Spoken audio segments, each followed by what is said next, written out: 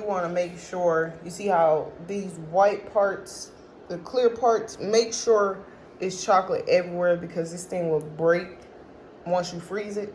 So you want to make sure all of that is actually covered. So that's what I'm doing right now.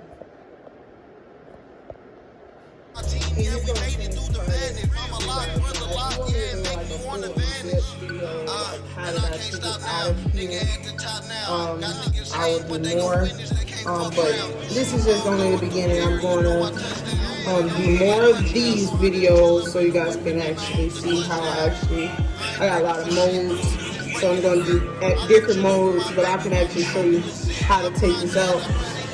The key is to make sure all of the edges are off first before you start pulling it off, and then come from the bottom, then turn it over like that, and then keep pulling it up like that.